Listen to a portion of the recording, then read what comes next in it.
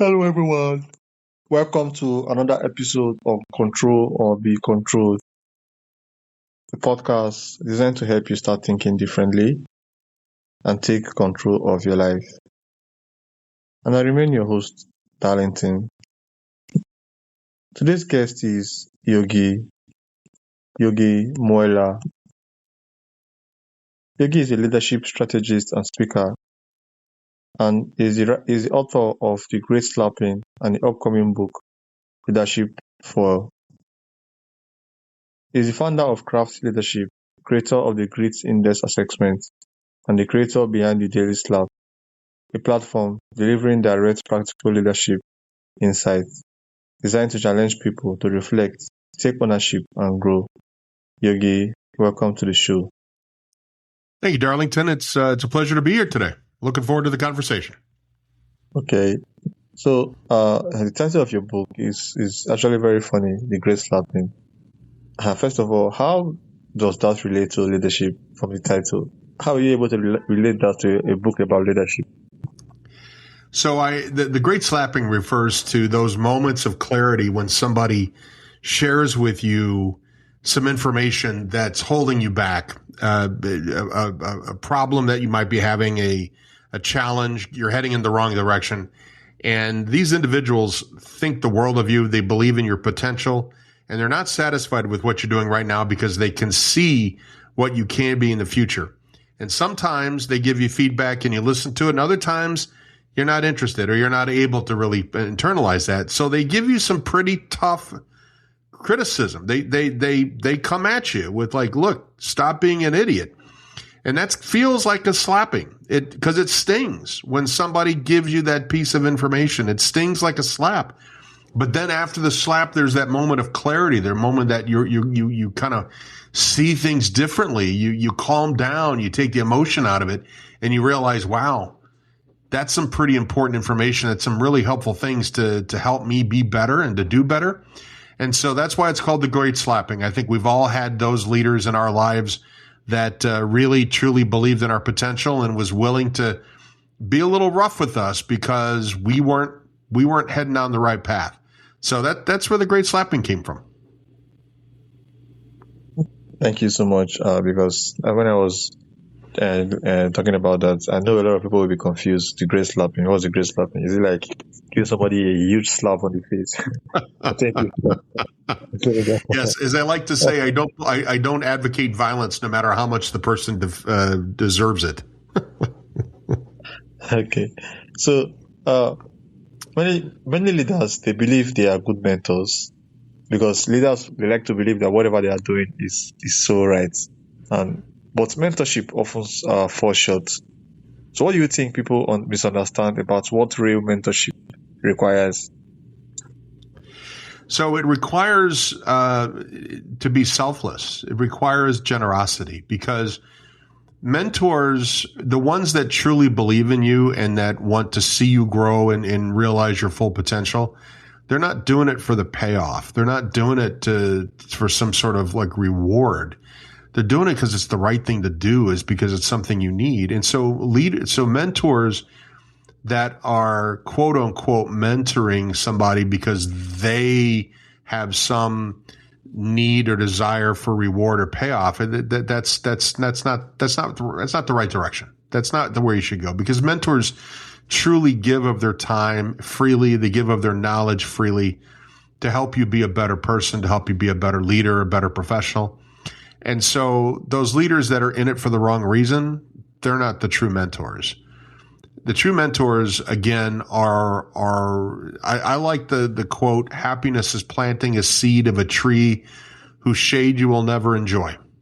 And the joy that mentors get is knowing that they've helped you in some way, but they might not even be alive when it takes root and it starts growing that tree. But the knowledge that they had some part of that 15, 20 years ago is why they do it. Not for the shade, but for the act of planting that seed. Okay, thank you so much, Yogi, for that answer. So tell us about the Grit Index Assessment. How does it help leaders understand themselves and identify areas where they need to grow? So the grid index centers completely around your ability to listen to feedback, to internalize the feedback, and then do something about it. Because if I'm working with you as a coach or as a consultant, and you don't think you do wrong, everything you do, you think you do extremely well, and you have no room to grow, I can't help you. I'm not going to be any benefit to you because you already know everything. And when somebody gives that person feedback, they immediately disagree with the feedback. They push back on it. They get very defensive and they don't listen to it. So what this assessment does is it breaks down your ego and it breaks down your ability to see the truth in the feedback. Because if you're defensive right off the bat, we're not going anywhere. But sometimes people listen to the feedback and they go, okay, maybe there's some truth there, but they won't do anything about it. Whether they're too lazy, they're too tired, they're too overworked, they're not making themselves a priority. So the second part of the grid assessment is about how do you work with the feedback once you get it? Or do you sit on it? Or do you actually put it into practice to get the benefit out of that? So the G and the R stands for get over yourself and reassess with honesty. That's how do you receive feedback. And the IT is investing in yourself, investing in improvement, and treasuring the lessons and growth. That's the IT. So anybody that's interested in really breaking down how they process feedback, how they listen to it, how they identify the truth, have them take the assessment. It's going to be an eye-opening experience. Okay, so what about people who fail the assessments? So there's no failure, but it is interesting. I have people that will get almost perfect scores on this. And I go back to them and I'm like, because they're pretty happy they got a really high score. And I said, you know what? A high score is probably one of the biggest tells that you don't have, you're not very open to feedback. You already think you're perfect.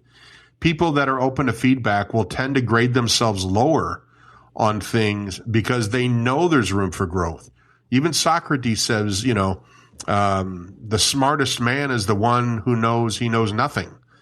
And those that come and are really proud that they got a 98, I'm like, well, then that means you feel that you know everything. You feel that you are completely immune to feedback, and you're probably the biggest person I needed to work with, not somebody that scores in the 70s. Thank you, Yogi, for just making a clarification. So, you have a background in comedy. For me, I think almost everyone has a bit of comedy in them, but they just don't recognize it. So, tell us, how has comedy influenced the way you communicate, teach, and lead today? That's a great question, Darlington, because I feel humor is the great leveler. It's the thing that makes us all equal. Because, if I'm in a room and I've got presidents and CEOs and I've got frontline workers, I can make a joke and have everybody in that room laugh. And in that moment, everybody's equal in that room. The endorphins are released. People are feeling good. And comedy brings people together. Comedy calms the nerves. It brings people's attention to you. It catches their attention.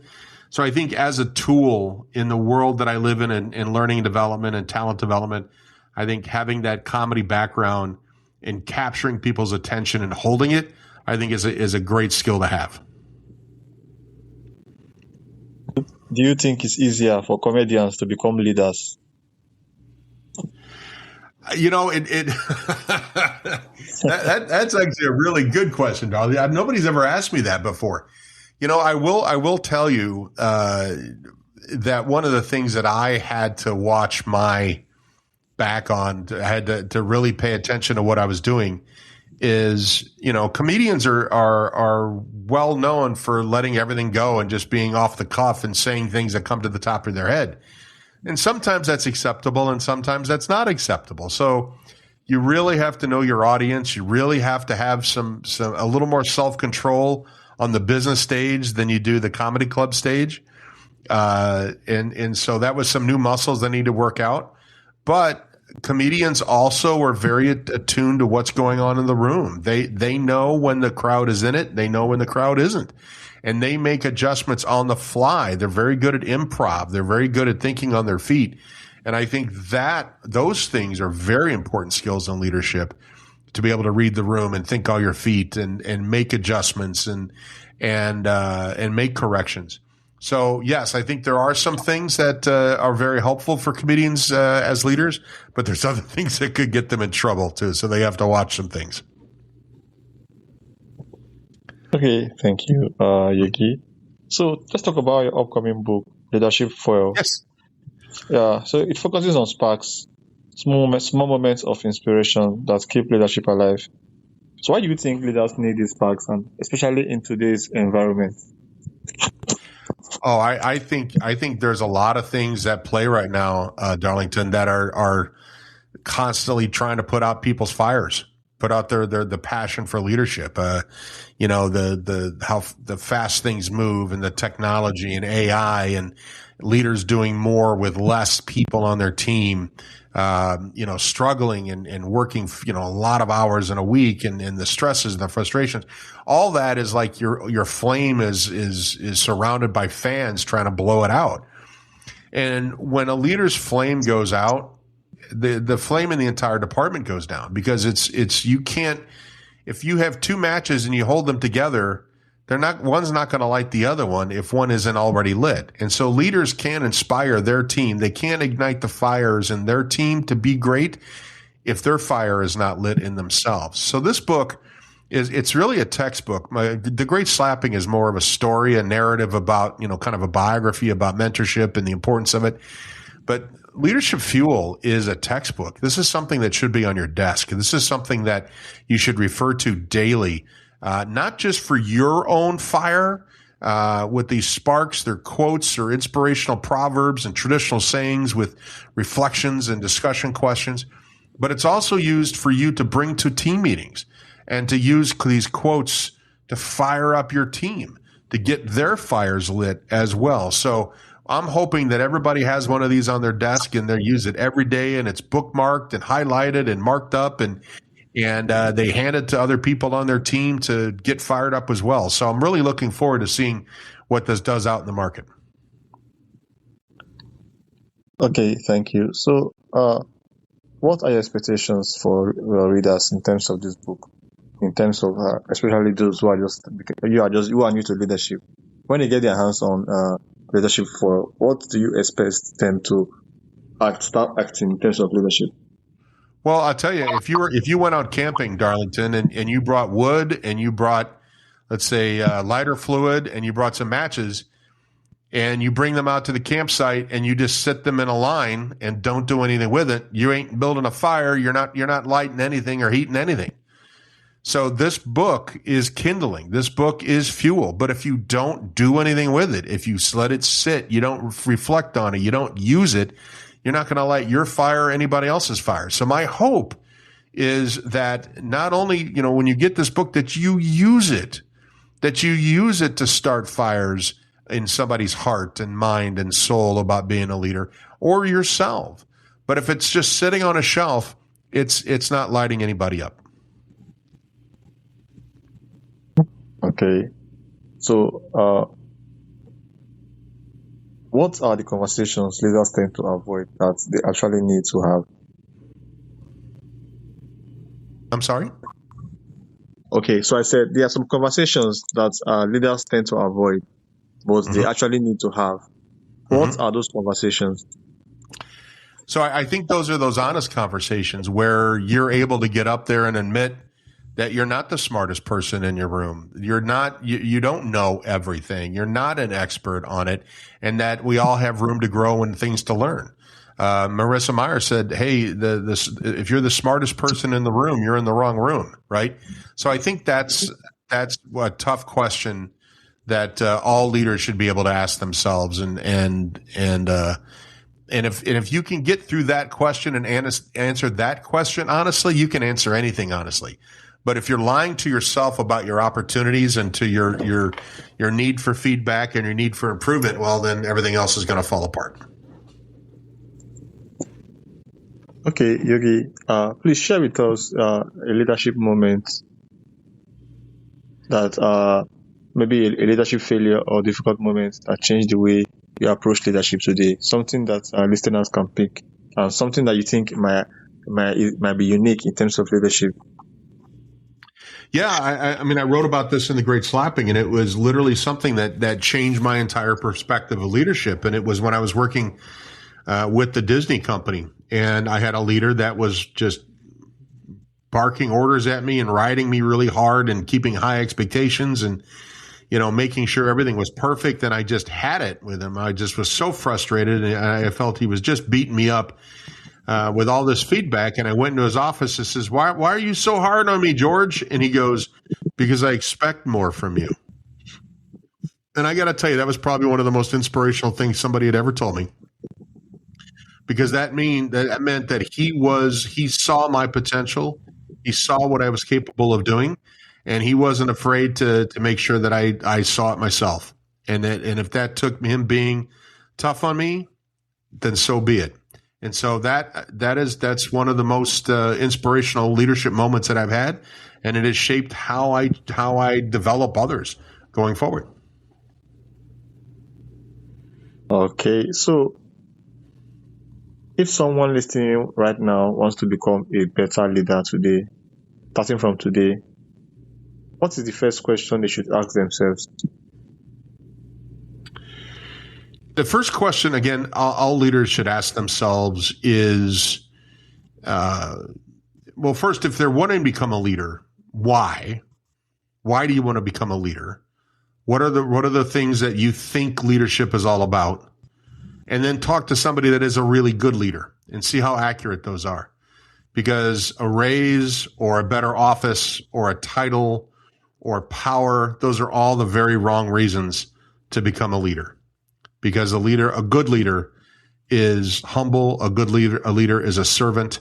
A good leader supports and lifts others up, and supports others versus expecting everybody to support them. So I think all leaders need to re-examine why they are in leadership, because you want to always be the best possible leader you can be, and that means being a leader for the right reason. Okay, so can you tell me what is the one slap that you want every listener to walk away with from this conversation? Always look in the mirror first. Before you start pointing fingers at somebody else, point them at you, making sure that you're doing everything you possibly can, that you learned everything you could, that before you blame or put onus on somebody else, make sure that you as the leader did everything you can, and make sure that you're honest with yourself in that self-reflection. And I got to tell you, if you can figure out how to do that, if you can figure out how to give yourself that honest reflection and tell yourself when you're screwing around and screwing up and being an idiot, that will absolutely make you immediately a better leader versus immediately blaming somebody else because of failures. All right. Thank you so much.